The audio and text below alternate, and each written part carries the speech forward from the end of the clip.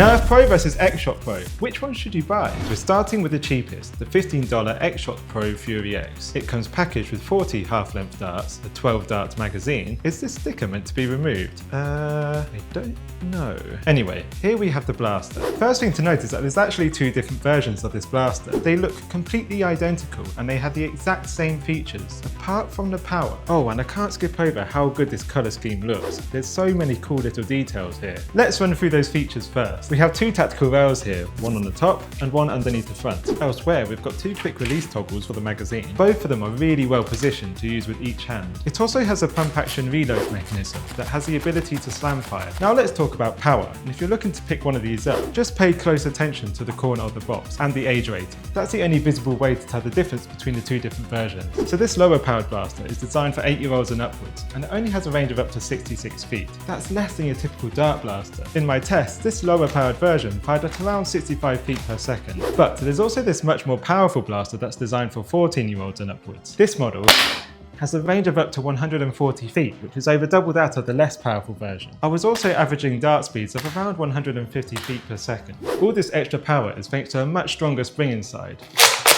And you can certainly feel that when priming the blaster. It's a massive difference, and it's one that you can hear too. Check this out. This is the low powered blaster, and this is the high powered blaster. It sounds so much more vicious, but let's see how they compare on the target test. With the lower powered blaster, the shots were going all over the place. The accuracy felt a bit wild. The higher powered blaster was drastically more consistent. The darts felt like they were piercing through the air.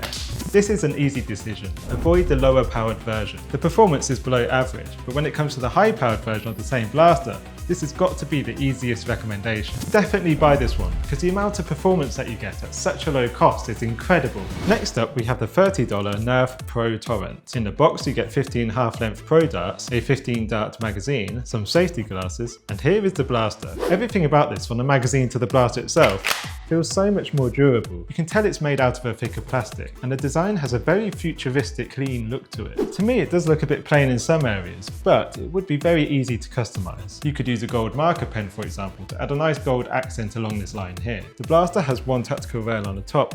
It's also got a detachable stock, meaning you can add your own stock attachments to it if you wish. Down at the front, we have this angled grip, which is at a really nice, comfortable angle, and this is where you'll be using a pump action reload mechanism. This feels so much more tougher than the XShot blaster, and there's a good reason for that. Plain and simple, it's a lot more powerful, firing up to 150 feet per second with a range of up to 90 feet.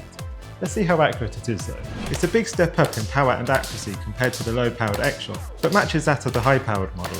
I've got to recommend buying this one. It's just an all-round solid, great performing blaster. If you spend a couple of dollars more, you can get the $35 XShot Pro Longshot. It comes with 20 half-length darts and 20 full-length darts. Of course, you get two 12-dart magazines for these, and here is the newest blaster in this video. As with the previous XShot Pro blaster, there's two different versions of this. Once again, the feature set is identical in every way, apart from the power. And this colour scheme, it just looks fantastic, especially on this particular model. It's probably my favourite design out of all of the blasters in this video. Feature-wise, we have one really long tactical rail on the top where you can find these removable sights. The sights feel nice and accurate to look down, and while they may look fully adjustable, only the front part is. The back is just for cosmetics. At the rear, we have an adjustable stock, which extends the blaster by about 3 centimeters. It's not much, but it could make that slight difference in comfort when aiming. At the other end, you can actually remove both parts of this barrel to make it shorter, if you wish. When it comes to using it has a slam-fire pump action mechanism, which is nice and easy to use thanks to this front grip. When it comes down to performance, that's where the two models come into play. And I've just got to note there's a real difference between the different colour schemes and the power of the blasters available in different regions. So my best advice is to double check the information on the corner of the box before buying any of them. I've already made that mistake, so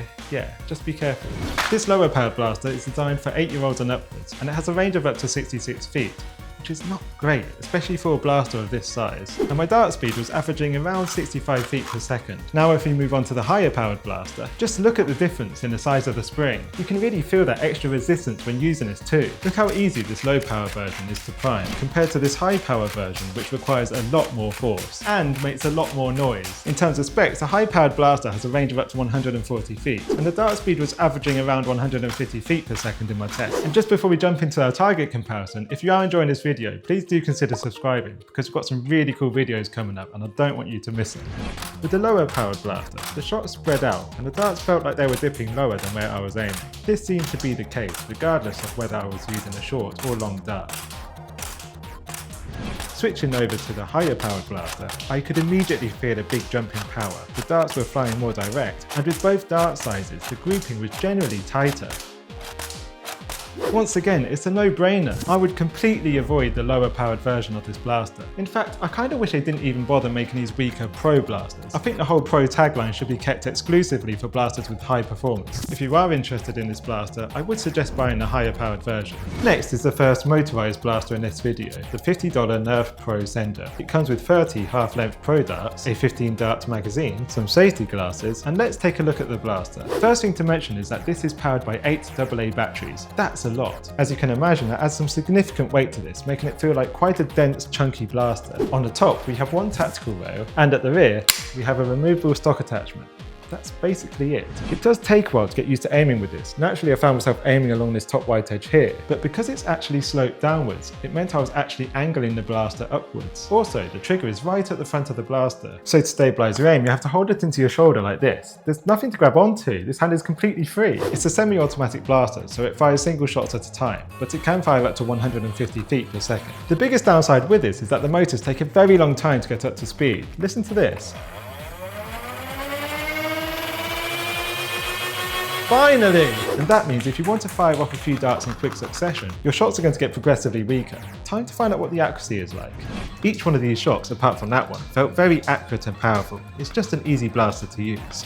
The single shot performance is good, but it's one of the more expensive blasters here, and I think the motor lets it down when firing off darts quickly. Consider this if you can buy it on sale. The Nerf Pro Stryfe X costs a whopping $120. Let's see if it's worth it. In the box, you get 30 half-length Pro AccuStrike darts, a 15 dart magazine, a 1000 mAh rechargeable battery pack, the USB-A to USB-C cable for this, some safety glasses, and last but not least, the blaster itself. This looks quite different to the other Nerf Pro blasters. That's because it's an older model. It was actually Nerf's first dart blaster to carry the Pro name on it. Size-wise, it's very compact. It's one of the smallest blasters here. It's got 2 tactical rails, one on top and one underneath the front. It's also got this stock connector on the back, which kind of feels exposed and unfinished without there being a cap on it. Like the other Nerf Pros, it can fire darts up to 150 feet per second. But my favourite part is just how quickly this motor gets up to speed. Have a listen.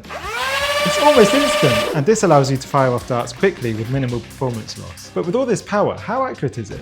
Oh my god, this is laser accurate and powerful too. The darts are almost rebounding and hitting me. The grouping is also excellent when firing fast. To put it simply, I'm blown away by the performance here. It's super accurate, very consistent, and every shot goes exactly where you want it to. I know this costs far more than any blaster in this video, but if you're going to buy one blaster here, then it has to be this one. It's definitely worth saving up for. As always, thanks so much for watching. I'm going to go have some fun with this.